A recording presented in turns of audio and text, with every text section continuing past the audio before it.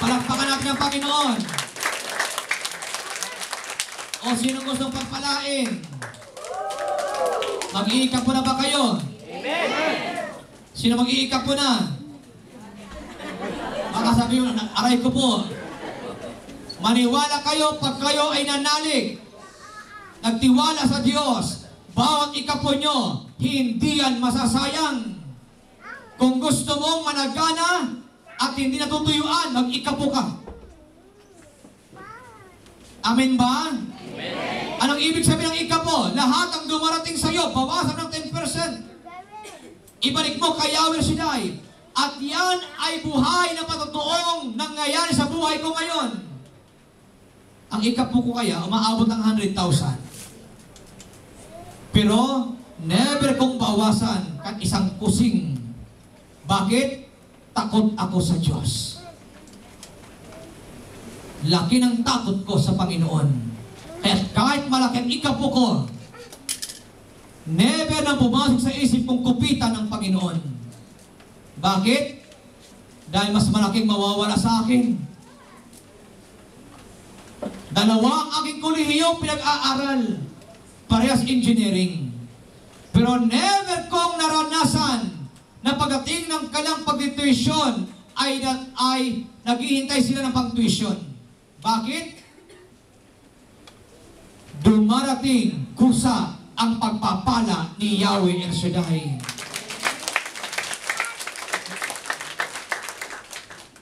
May tiwala ako sa Diyos. Kaya ko ito ginagawa.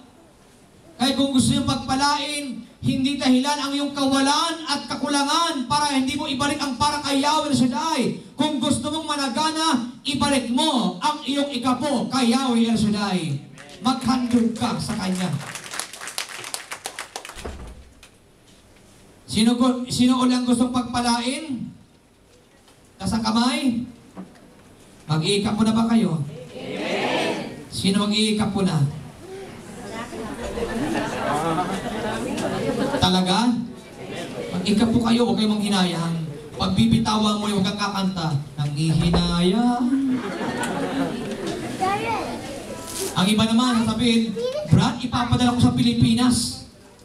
Huwag kang manghinayang. Tatandaan niyo po, mahal kayo ng Diyos. Naniniwala ba kayo mahal kayo ng Diyos? Sino naniniwala mahal siya ng Diyos? Sure kayo? Okay. Ang sabi ng John, chapter 3, verse 16. Gayon na lamang ang pag-ibig ng Diyos sa sanlibutan.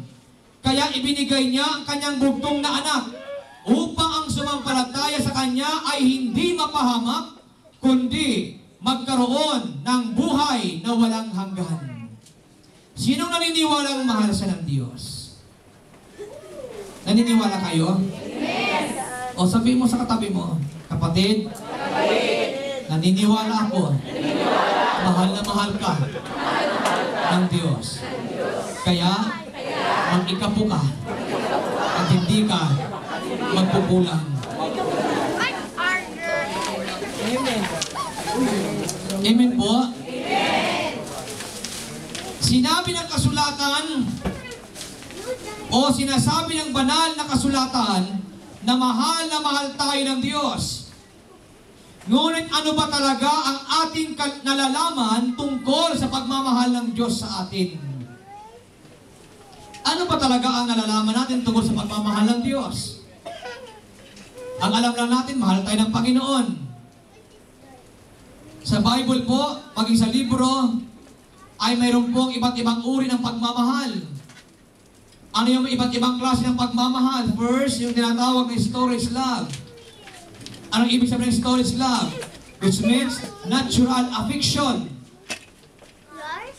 Yung mga natural affection natin, ang tawag yan ay storage love. Sabi naka-store o naka-unlock sa'yo yan. Mayroon kayong affection. Yung mga close na close. Hindi ma-open-open. Amen ba? Close friend. Hi, close friend. Hi, best friend. Hindi nagtagal. Hi, love. Kasi close na close. Pag close na close, there is danger and closeness. Amen ba? Hindi masama maging close. Ang sobra, masama. Parang pagkain, hindi masama kumain. Pero ang sobra, masama. Tingnan yung katabi nyo. Masama, sabi mo sa katabi mo, masama. Ang sobrang pagkain. Kaya video bawasan mo. Bakit masama ang sobrang pagkain? Tingnan nyo ha, ang tiyan dito lang inilagay. Pero magugulat ka, may tiyan dito, may tiyan dito, may tiyan dito. Kaya masama yung sobrang pagkain mo, mas yung iba tuloy, nakukonsyon tuloy. Ay, totoo yan. Sabi ng mga nagpo-promo sa networking, health is wealth, sabi nila. At ang lagi lang pinopromote ay yung mga pagpapayat, mga natural,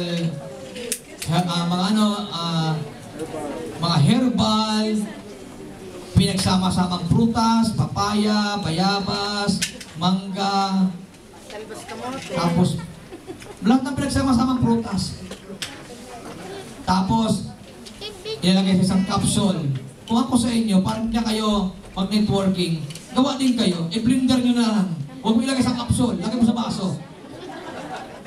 Masarap pa, natural pa, ano? Tapos, sinamahan pa ng malunggay. Mga ilang lips na malunggay yon na nilagay doon sa capsule. Kung ako sa inyo, magluto kayo ng tilapia, tulingan, lagay yung malunggay. Solve ka pa. Gataan mo, wow, sarap. Alam niyo po sa Bataan, kasi ang misis ko taga-Bataan. May taga-Bataan ba dito? Taga-Orani ang misis ko. Doon ay puno ng mga alimango, mga ano yung tawag, sugpo. Pero bihira akong kumain ng alimango at sugpo. Kasi mahal kong buhay ko. Ang ginawa ko, nagtanim ako ng malunggay doon sa pakura namin. Doon sa likod at doon sa labas. Yung sa likod para sa amin. Private yon. Yung sa labas, pang barangay. Kaya makikita niyo po yung malunggay namin sa labas, lagi nakakalbo. Bakit maya-maya may kumukuha? Sabi naman ng misis ko, yan bang purpose mo kaya nagtanim na malunggay sa labas para sa barangay? Sabi ko, oo. Sabi niya, bakit? Para hindi siya naka-high blood. O at sa katulong tayo, ano? Tuwang-tuwa naman sila kasi mamaya-maya, pahingi po ng malunggay. Sabi ko, sige lang, huwag lang yung baliin para makadahon pa. So, nagtanim ako ng marami ng malunggay sa labas.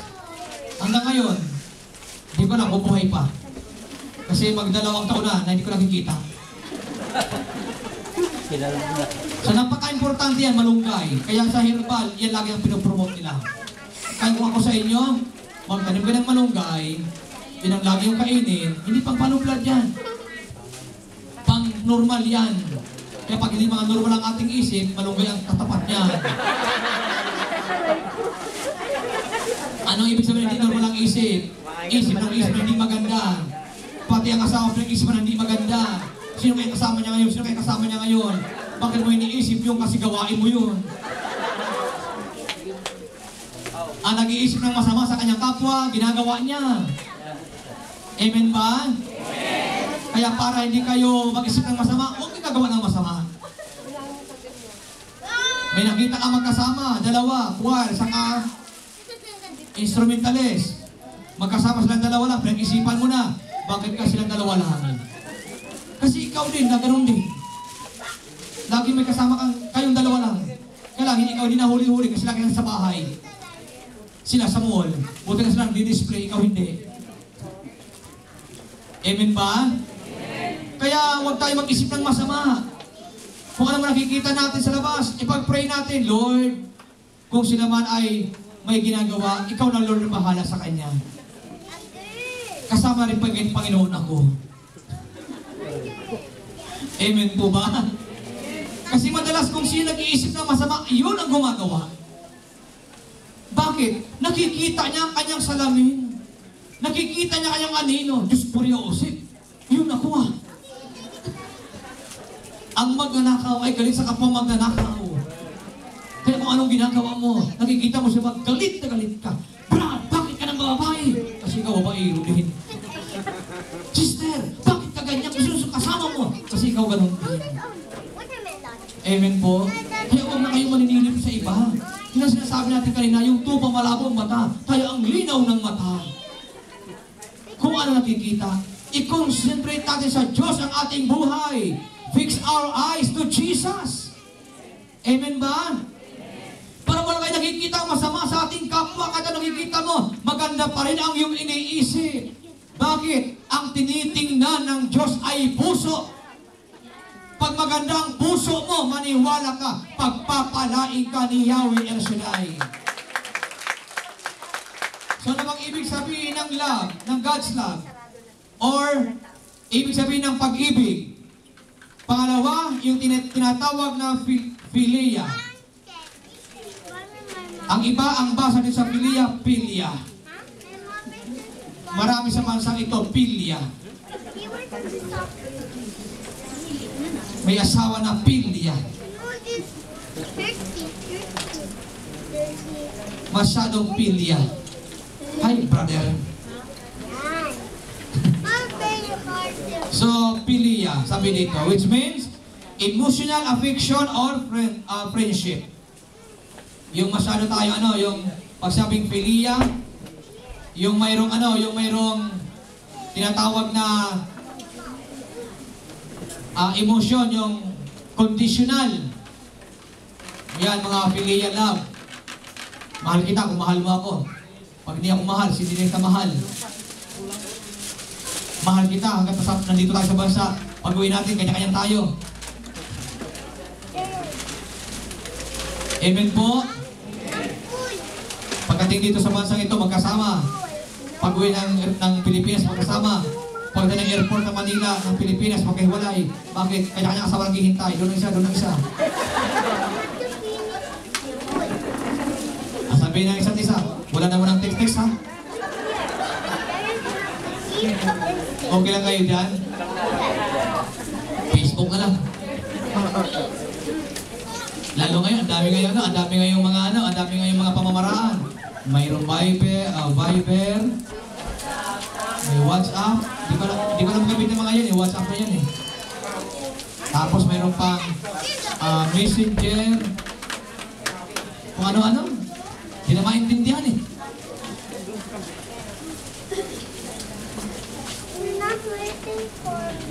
Tapos may Facebook pa.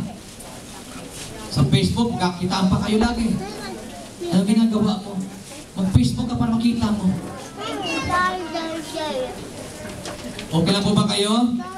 Yan yung mga conditional love. And then, eros love. Pag sinabing eros, hindi yung bili ng mga electronics. Kasi dito, mayroong eros. Makikita mo ng mga Samsung. Ang ibig sabihin ng eros, which means sexual attraction.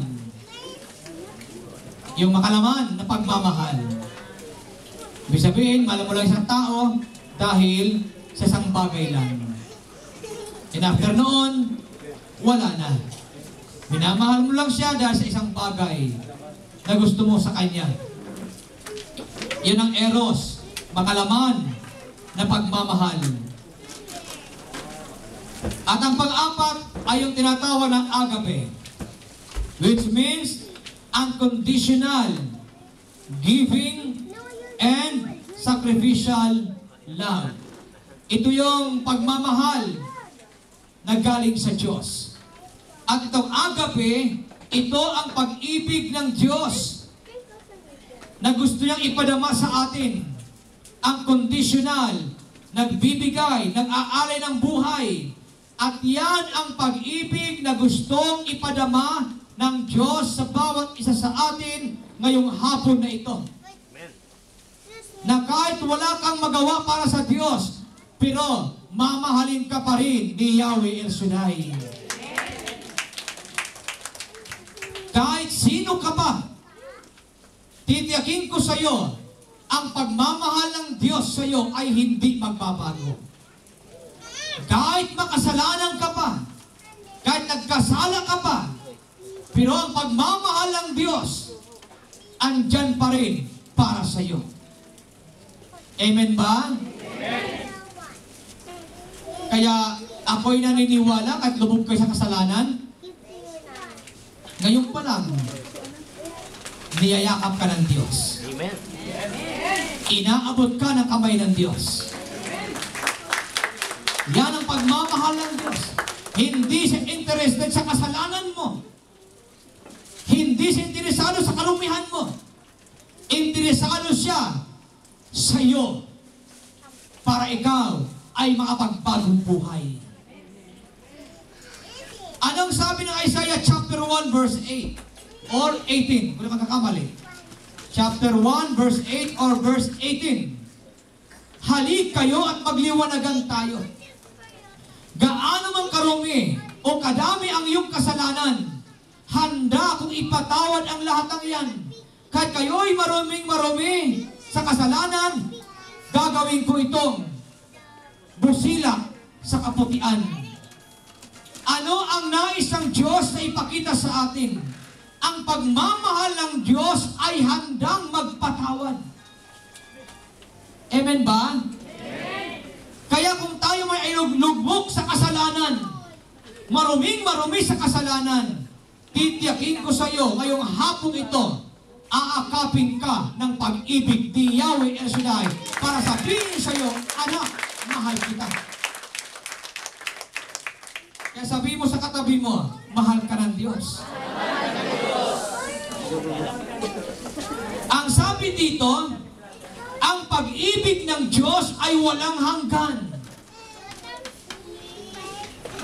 His love is everlasting. Ang sabi ng Jeremiah chapter 31 verse 3, napakita ko sa kanila mula sa malayo, sa simula pa ay inibig ko na sila at patuloy kong ipinagmamalasakit. Walang hanggan ang pag-ibig ng Diyos. Kaya huwag nating sasabihin, wala na akong karapatan na lumapit sa Diyos dahil ako ay makasalanan. Ikaw nga ang hinahanap ng Diyos. Ikaw nga ang pinuntahan ni Kristo dito sa daigdig na ito. Yung mga lugmok sa kasalanan. Hindi siya naparito para sa mga banal. Naparito siya para sa iyo, para sa akin, para sa ating lahat na mga naligaw. Amen ba? Amen. Kaya ibinibigay ng Diyos ang pagkakataon sa atin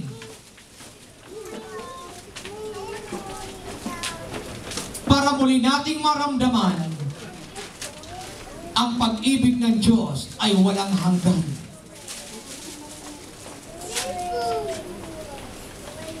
Hindi dahilan ang iyong kasalanan para sabihin mong hindi ka mahal ng Diyos. Hindi dahilan na sabihin natin, bakit kung ako'y mahal ng Diyos, bakit ako iniwan ng asawa ko? Mayroon bang iniwan ng asawa dito? Itaas ang kamay ng nang-iwan ng asawa. Nang-iwan. Nang-iwan daw. O itaas ang kamay ng mga iniwan ng asawa. Huwag kayo mahihiya. Sino mga iniwan ng asawa? Taas ang kamay. Ako sa bahay. Gusto niyang bumalik sila sa inyo? Ang sagot, ayaw na. Kahit iniwan kayo ng asawa niyo, huwag niyong sabihin, hindi kayo mahal ng Diyos. Bakit? Iniwan ka man ng asawa mo, pero si Yahweh kailanman, hindi kayo iiwanan.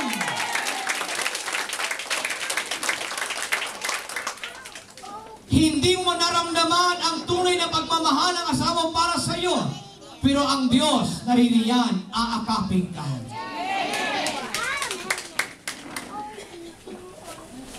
Yung iba, nagtatampo. Bakit? hindi raw siya mahal ng kanyang mga magulang. Kung hindi ka mahal ng magulang mo, maaaring sa tiyan pa lang pinatay ka na. Pero dinala ka ng iyong ina sa kanyang sinapupunan sa loob ng 9 na buwan. Yung iba nga sa inyo, inabot ng 10 buwan. Bakit ayaw lumabas?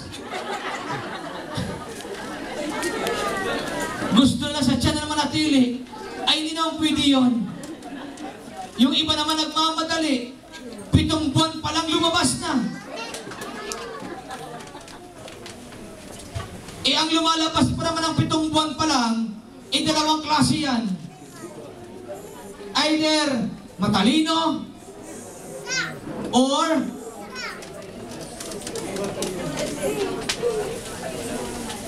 pulang-pulang. Pero madalas naman, yung lumalabas ng 7 buwan, matatalino. Nagmamadali. Pero titiyakin ko sa inyo, ang isilang ka sa mundong ito, laking tuwa ng magulang mo,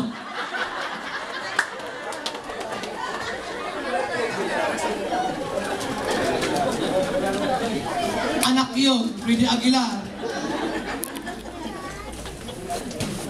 Napupuyat ang nanay mo sa pagtimpla ng gatas mo. At sa umaga na may kalong-kalong ka ng iyong amang natutuwa sa iyo. Gising ba kayo? Sinong gising pa? Okay lang kayo dyan? Kasi pag hindi kayo okay, tigil na ako. Okay. Ang pag-ibig ng Diyos ay walang hanggan. Kaya yung paglabas natin sa mundong ito, isa yan sa palatandaang mahal ka ni Yahweh El Shaddai. At kung hindi man napunuan ng iyong magulang ang iyong pangailangan, huwag ka magtatampo. Kapag abroad ka na, ngayon, katampo ka pa sa nanay mo. Huwag.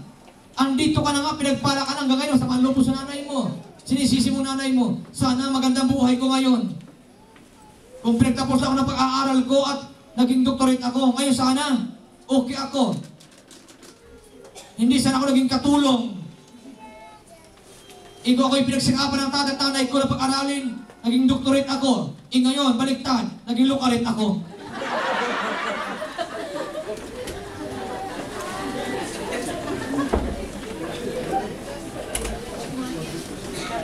Isip ba kayo?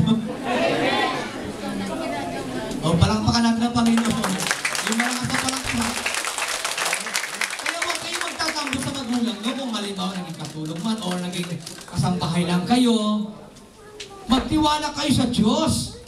Kung kayo ay kasambahay lang, mayroon ba rin mga katrabaho sa bahay lang? O marami, di ba? Huwag ipagtatampo yan. Kasi kahit sa bahay lang kayo katrabaho, mahal na mahal kayo ni Yahweh.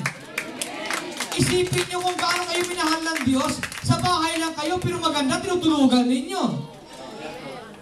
Yung mga nagtatrabaho minsan sa factory o sa mga na hindi sa bahay, sa accommodation sila natutulog, ipatong-patong pa rin sa bahay. Sa natutulugan.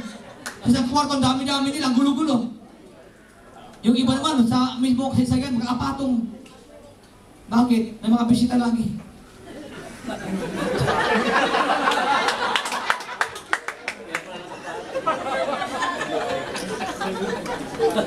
Kayo talaga, ano? Malaki na kayo. Alam niyo na tama't mali. Kaya nga may pag-ibig ang Diyos para mahangot tayo sa pagkakasala. Pero hindi ibig sabihin na kahit meron kayong inuuwi sa inyong accommodation, hindi na kayo mahal ng Diyos. Kaya itong aral na ito ay conviction sa atin ito. Nawa nga, makumbig kayo.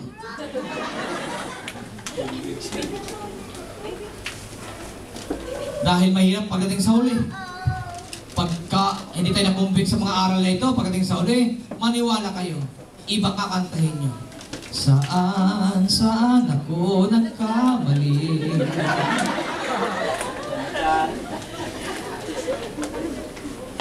Tapos sa gawain ng Panginoon, dati kumakanta tayo, ano mang mangyari, maglilingkod sa'yo. Ngayon baliktad na. Ano na nangyari, bakit wala ka na? Okay lang ba kayo? O sabi sa katabi, mahal ka ng Diyos. Kaya huwag yung sisina mga magulang nyo, yung nanay nyo, kung hindi ka na pag-aral ang mabuti. Huwag yung sisihin ng inyong mga magulang. Balikan nyo sila. Kung ako sa inyo, tatawagan ko ang nanay nyo. Hindi ako kasi mag-asosyo, kayo tumawag. Tawagan nyo. Ngayon ipadama, ay mahal kita. Kasi kapag wala na sila, hindi na mapakinggan yun ng nanay nyo. Kaya sabi mo, inay, mahal kita.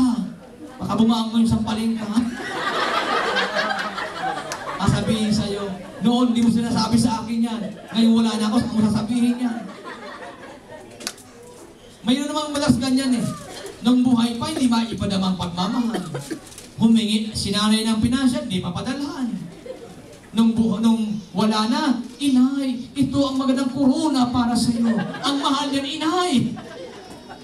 Iaanin na nanay mo yun. Ngayon mo gawin yun habang buhay pa. Amen ba? Amen! Tapos kung mayroon kayong biyanan na high blood, padalhan nyo ng maraming chocolate, yung pure.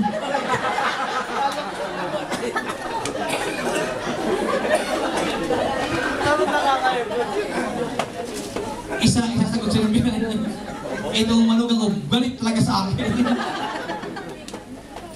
Pero hanggat may pagkakataon, gawin nyo yan. Amen ba? May chocolate ang papadala nyo sa mga high blood. Nalilikado yun. Pangalawa, God's love is immeasurable. Ibig sabihin, ang pag-ibig ng Diyos walang sukat. Hindi masukat.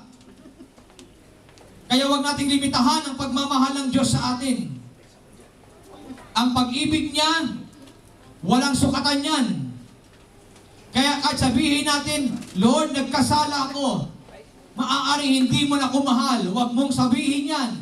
Dahil ako'y naniniwala, ikaw na makasalanan, ikaw ang dahilan kung bakit naparito si Kristo at bakit may mga aral na ganito na ipinapaabot sa atin para tayong makasalanan ay abutin ng kamay ni Yahweh El Shaddai.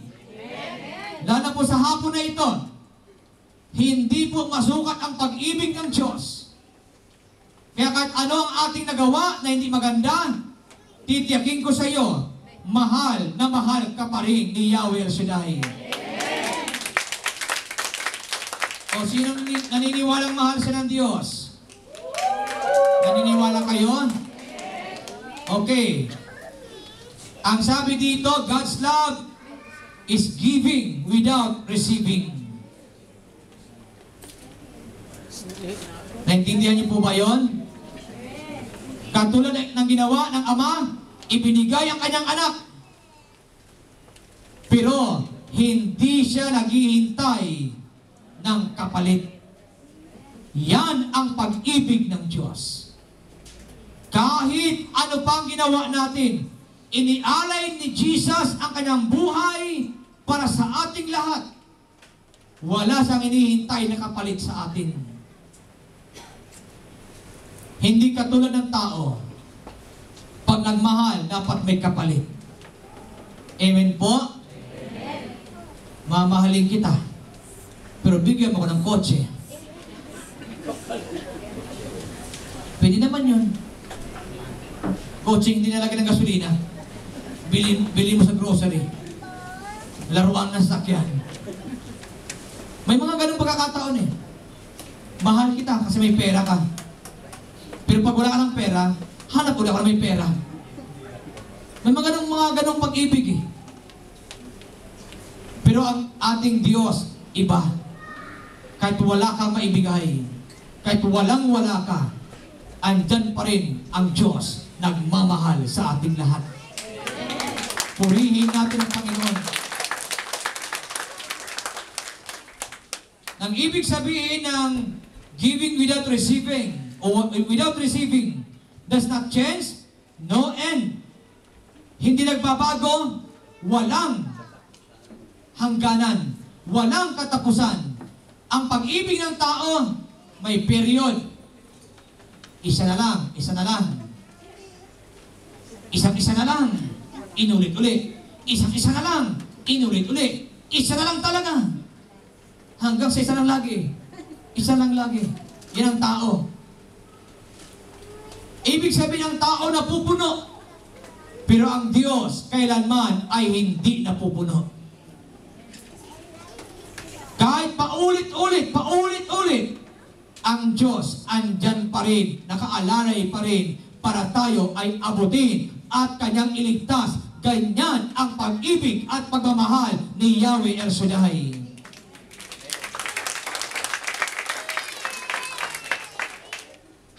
Ano pa yung pag-ibig ng Diyos? God's love is full of compassion. God's love is full of compassion. Ano ba yung compassion? Ang pag-ibig ng Diyos, yung compassion, yung punong-puno ng kakampanyan ng katsagaan, yung pagtitiis sa atin, yung pang hindi siya nagagalit, andyan ang kanyang pag-unawa sa atin. Yan ang pag-ibig ng Diyos. Na kahit pasaway tayo, pero andyan pa rin lagi ang Diyos sa iyo. Ganyan ang pagmamahal ng Panginoon. Amen ba? Amen. Andyan, nagtitiis, nagtsatsaga. Hindi niya tayo iniiwan. Kaya sabi ng aklat ng Hebreo, hindi kita iiwan, ni pababayaan man. Pangako ng ating Diyos yan, na kahit ano pang mangyari, andyan lagi si Yahweh El Shaddai, nakaalalay, nakaantabay, lagi naririyan sa iyo, upang ano man ang ating maranasan, lagi tayo kanyang iingatan sa lahat ng panganib sa buhay. Amen po? Ganyan ang Diyos sa atin. Now, paano po natin malalaman na mahal tayo ng Diyos? Paano nga natin matitiyak na mahal nga tayo ng Panginoon? Kayo ba'y naniniwalang mahal kayo ng Diyos? Okay. Paano natin matitiyak na mahal nga tayo ng Panginoon? Baba na ako rito na nangangarin ako sa taas. Total, kayo ngalay na rin eh. Kasi, hanggang alas 5 pa tayo, isang oras pa. Tapos, kanina pa kayo nakaupo. Naniniwala ako, yung iba sa inyo gumaganon. Kasi nakakangalay ang upo eh. Mas nakakangalay magsalita.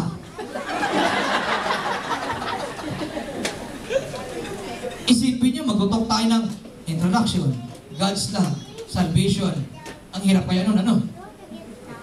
Pero yun ang kabutihan naman ng Panginoon. Dahil mahal ako ng Diyos. Hindi pa ka naubos ng boses. Pero mamaya, pagka ang boses ko, Amen? Kasi may pause na yun. Gising pa ba kayo dyan? O, lahat ng gising tumayo. Para lalo tayo magising. Marunong kayo sumayaw? Ano yung pagsayaw? Ha?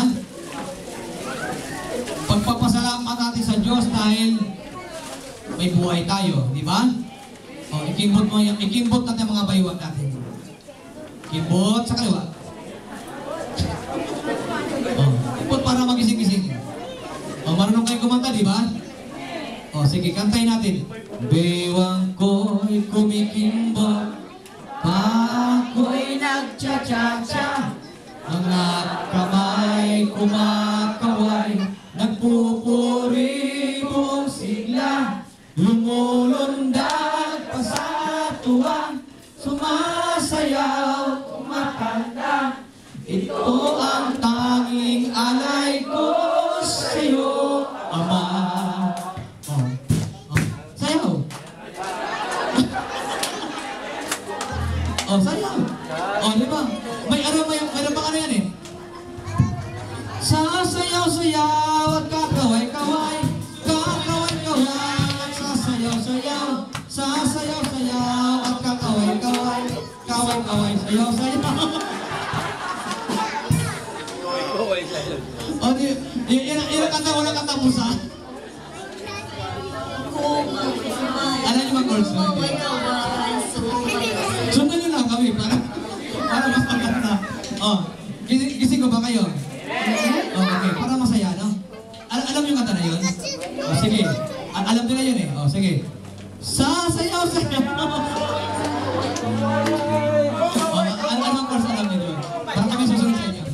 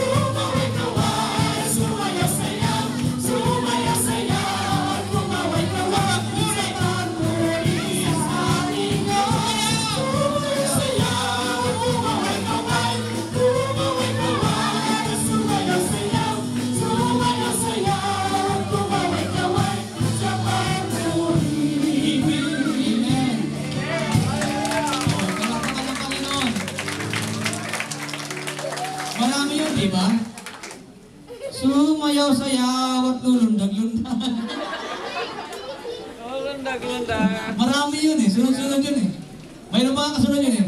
Sumayaw-sayaw at gugulong-gulong.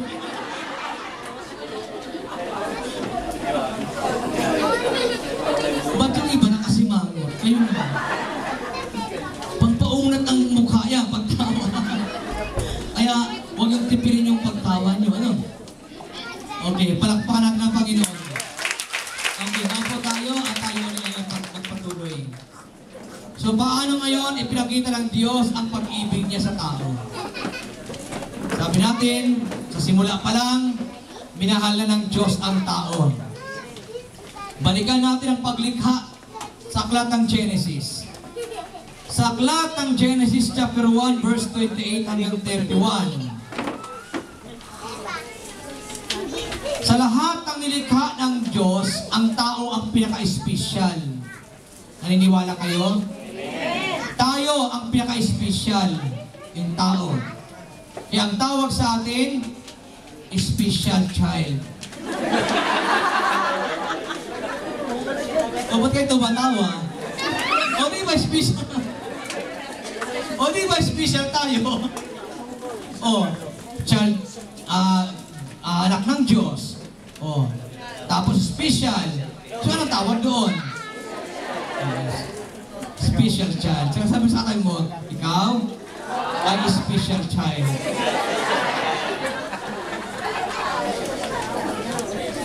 Sa mundo, iba yung special child. Pero magpasalamat tayo kasi, tingnan nyo ha, ang daming nilikha ng Diyos. Hayop, ibon, isda. Pero tingnan nyo, ang pagkalikha ng Diyos sa tao, ibang klase talaga. Kasi yung pagkalikha sa mga hayop at ibon, salita lang, magkaroon ng ibon, magkaroon ng ibon. Magkaroon ng hayop, magkaroon ng hayop. Tingin sa katabi. Sabi ko, tingin lang, hindi hayop yan. Tingin lang muna, ha? Okay. Sinabi ng Diyos, magkaroon ng hayop, magkaroon ng hayop, magkaroon ng mga isda, ng bahat malilit, nagkaroon nga. Pero pagdating sa tao, hindi siya nagsalita na magkaroon ng tao, nagkaroon ka ng tao, hindi. Anong ginawa ng Diyos? Ginamit niya ang kanyang kamay. O, di ba? Humubog siya ng isang tao sa magitan ng putik. Kasi alikabok, magkano yun eh? Pag nahanginan, kayo alikabok ginawang putik para maging clay. Di ba? Kaya hindi alikabok yung hinubog ng Lord. Yung alikabok ginawang putik, ginawang clay, kaya nahubog na tao. Isipin nyo, nilikha ng Diyos yung tao sa kamay ng Diyos. Tapos, hindi basta-basta pagkalikha ng Diyos sa tao. Kasi talagang tiningnan niya ng mabuti. Ditong ilong niya. Ditong mata niya. Ditong tainga niya. Nakita niyo, perfect ang pagkalikha ng Diyos sa atin. Kasi kung hindi perfect, baka yung tainga nilagay sa likod. Ang hirap nun. Mayroon ko napanood na pelikula, yung mata niya, hawak-hawak lang. Baka napanood nyo rin yun. Hindi cartoons to. Basta napanood ko lang ito, yung mga adventure na pelikula. Parang Hercules. Parang ganon. Na pumunta sila doon sa isang kuiba na mayroon silang kukunin. Yung mga nakatira doon, na parang mga witchcraft, para sila yung makakita, yung mata na hawak-hawak lang. Isipin nyo, hindi tayo nilikha ng Diyos na gano'n, na hawak-hawak mo yung mata mo. Ang hirap naman tuwing maglalakad ka. O, di ba ang hirap nun, ano? Saka yung mga hindi magandang bagay, itinago ng Diyos.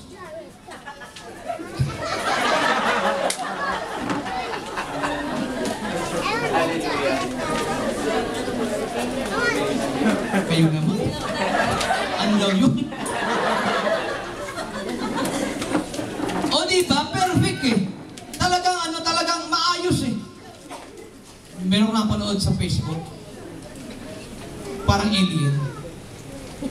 Tapos, mayroong isang tao na parang alien yung tao, parang alien. Mahaba yung ilong. Yung pala hindi ilong. Nagtataka siya kung saan humihinga. Hinahanap ng doktor kung saan humihinga. Ginaganon-ganon, tapos tinitikman pa. Mayroon siyang kasama. Siguro napanood nyo rin yun kung kasi ngayon maraming pinupost sa Facebook eh. Tapos inaano pa niya. Tapos para malaman kung ilong nga talaga yun. Kasi dito nakalagay eh. Sa may bibig eh. Yung ilong pala, baliktad. Kasi alien nga. Doon sa kanyang pinaka-organ niya, doon pala nilagay yung ilong. Yung pala sa may ilong niya talaga dito, yung pala nga yung pinaka-puwet.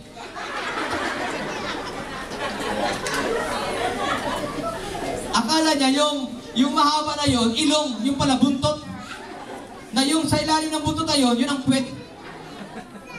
Kaya nung ipaliwanag ng isang doktor at pinakita yung sa may baba, ano yung ilong, ano yung hingaan ng pinaka-alien. Kaya diring-diri yung isang doktor, takbo doon sa para maghugas ng bibig kasi tinitikman pa niya. Napanood ko sa Facebook yun. Kaya may nakalagay ng comment doon, sabi doon, na bago gawin, tingnan muna mabuti. O kita niyo sa atin ang pagkalika sa akin, grabe, no? Perfect talaga. Talagang nasa arrangement. Ang kilay, nilagay sa tasang mata. Kasi kung nilagay sa ilalim, hindi bagay. Tapos ang ilong, talagang maayos. Pababa talaga. Kung pataas ang ilong, si pag umulan, lunod ka.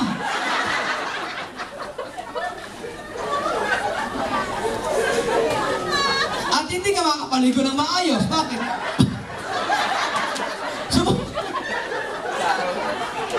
Subukan mo maligo. Tapos, nakaano yung ilong mo, di ba? So, ano gagawin mo ngayon? Gagamit ka pa ng pampara para makapaligo ka ng maayos. So, isipin yung grabe ang pag-ibig ng Diyos sa atin, ano?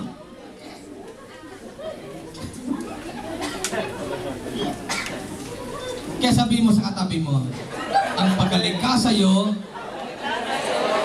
ay perfect. Naniniwala kayong perfect ang pagkaligka sa atin? Kaya wag yung babaguhin ang mukhang yan. Perfect yan. Naniniwala kayo sa Diyos? O sino ang may tiwala sa Diyos? Naniniwala ko sa inyo. Lalas mga kabaihan. Perfect daw. Naniniwala daw sa Diyos. Binigyan ng kilay, binabawasan.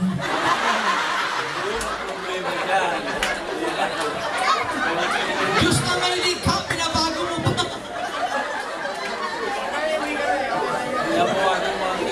Nilagyan ng kilay, bubunutin. Ang Diyos na ang naglikha niyan. Ibig sabihin, kung anong kilay ang ibinigay sa iyo, yun ang bagay sa mukha mo. Hindi ka namang bibigyan ng kilay ng Panginoon, hindi bagay sa iyo. Yung iba, binigyan ng Lord ng kulot na buhok kasi yun ang bagay sa kanya, kulot. Anong gagawin ng tao? Ipakuunat. Yung unat ang buhok, anong gagawin? Ipapakulot. Para bang sinasabi natin, ay, nagkamali ata ang Diyos sa paglikha sa akin, ha? Tapos iba naman, magsasalamin, sabihin, bakit ganda mukha ko? Naniniwala kayo unique tayo? Sabi nila, wala raw talagang kamukha. May kahawig lang. Pero walang perfect na kamukha talaga. Kita mo yung look-alike. Yung look-alike, ka-look-alike. Si Manny Pacquiao, yung gumagaya sa kanya pag nakasalamin, maning-mani. Pag tinanggal ang salamin, yung Ray-Ban, pag tinanggal, no money.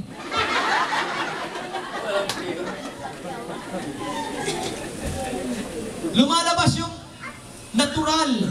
Kapag tinanggal yung Ray-Ban, hindi talaga kamukha ni Manny Pacquiao. Pero pagka naka-Ray-Ban, kamukha talaga.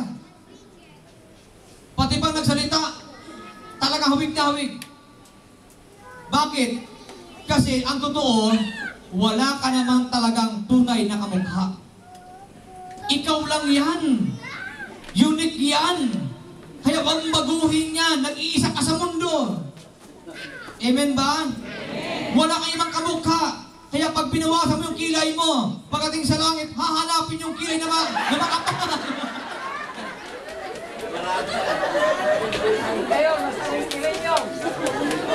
Pagpasok mo doon, manipis ang kilay mo. Asapihin doon ni San Pedro, bakit dito makapal ang kilay mo? Bakit ikaw manipis ang kilay?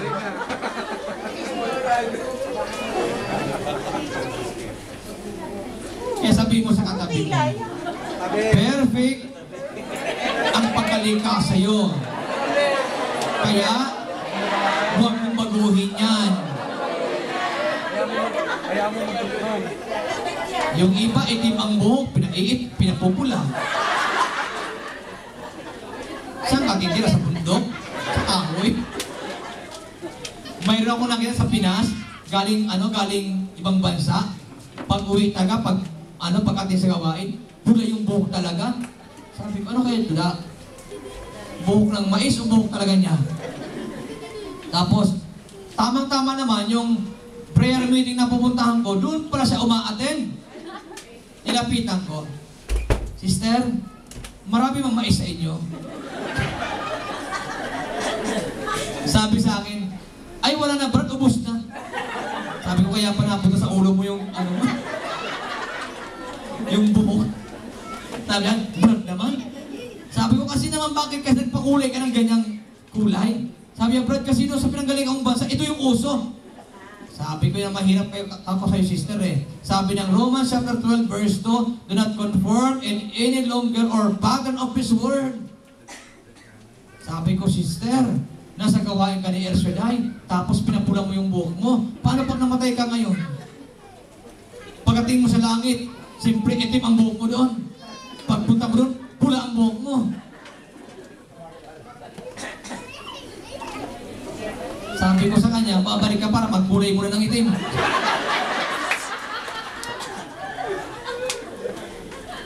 Okay, sabi mo sa katabi mo, kung anong mayroon ka, huwag mo nang baguhin yan. Dahil yan ang bagay sa'yo.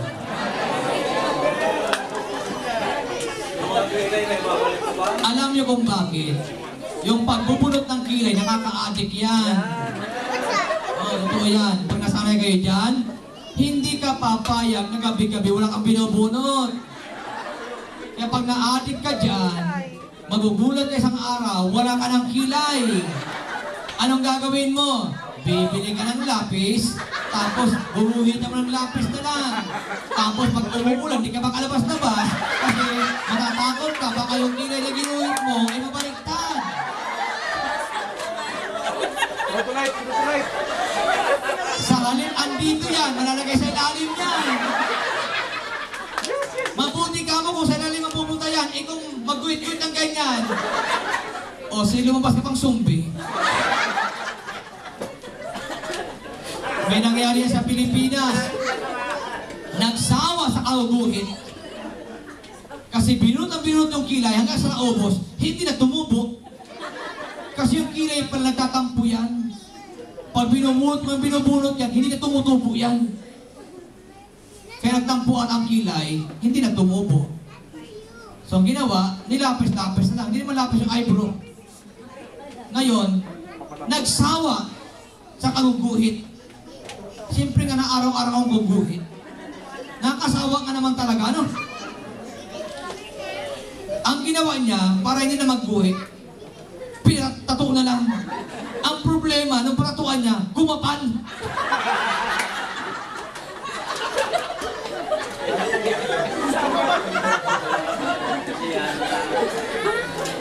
Nung kumapal, siyempre tato na yun eh. Hindi mo na mabubunot yun.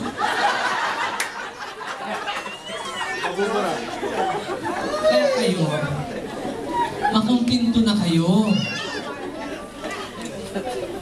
Binigyan ka ng kilay na ganyan. Kaya ang binigay sa'yo kasi bagay sa'yo. Huwag mong bunutin, baka ma-addict ka.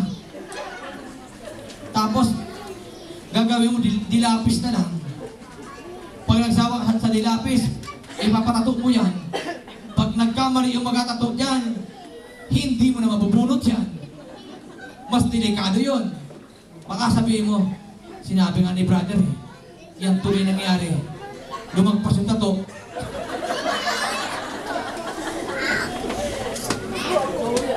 Naniniwala ba kayo na perfect ang pagkalikha sa atin? Sino naniniwalang perfect ang pagkalikha sa kanya? So hindi na magubot ang kilay. O, pagmasdan yung katabi nyo. Sabihin mo sa kanya, wala na akong magagawa.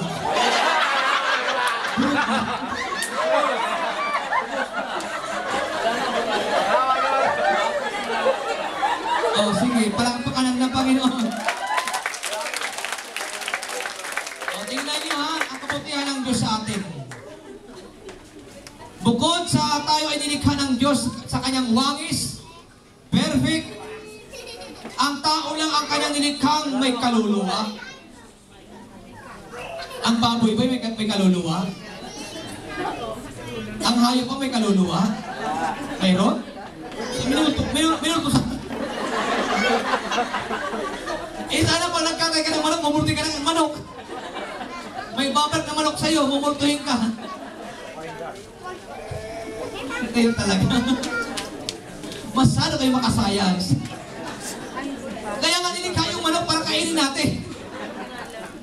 Kasi kung mayroon silang kaluluwa, hindi mo siya mapapatay. Bakit?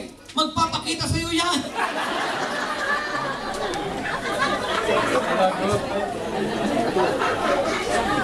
Okay lang kayo. Ang tao lang ang binigyan ng Diyos ang kaluluwa. Kasi ang kaluluwa natin, yun ang hahatulan. Amen po? Tao lang ang binigyan ng Diyos ang kaluluwa. Kaya huwag kayo maniniwala na yung pati aso, baboy, may kaluluwa. Kasi kung may kaluluwa sila, sa dami ng kinatay na baboy sa palengke at manok, sa nagsama-sama sila para multuin yung mga kakatay. Bali mga kakatay ay hindi na magkakatay kasi magpapakita yung mga manok. Tao lang ang nagmumulto. Amen ba? Amen. O naniniwala kayo may multo? Sabi ng Bible yun eh. Di ba nung lumakad si Jesus sa dagat? Anong sabi ni Pedro at mga alagad? Multo! May multo. Kasi bakit nila nabanggit yun? Na may multo. O, siya may multo. Kaya lang, huwag kayo maniniwala na mayroong patay na bumabalik. Walang patay na bumabalik. Amen. Pero patay na nabubuhay, mayroon. Tamo si Jesus, after 3 days na buhay.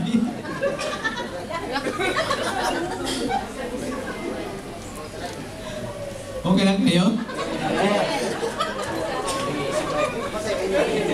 Kung kayo dyan, ha? O, palakpakan ng Panginoon. Kung kayo mga advance ng isip, ha? Okay, advance. Okay. Tao lang ang nilikha ng Diyos na may kaluluwa. Bukod sa tao, wala nang may kaluluwa. At higit sa lahat, ang tao lang ang nilikha ng Diyos na may isip. Kaya kita nyo ang pagmamahal ng Diyos sa tao, grabe. Bukod sa tao, mayroon pa bang may isip? Tao lang ang may isip. Kaya tao yung nag-aaral. Pero yung hayop, natuturuan. Pero wala silang isip. Kasi kung may isip sila, hindi sila masasagasaan. Alam nila may parating na sakit, tuloy-tuloy pa rin sila. Bakit? Walang isip eh. Walang isip yun. Ay, puro ng problema yon. Kaya nawawala ang isip. Nawawala ang isip, pero may isip ang tao. Kaya magpasalamat tayo sa Diyos. Grabe ang pagmamahal niya sa atin. Isipin nyo, sa lahat ang nilikha ng Diyos, tayo lang ang may isip. O itaas ang kamay ng mga may isip. Pumalakpak ang walang isip.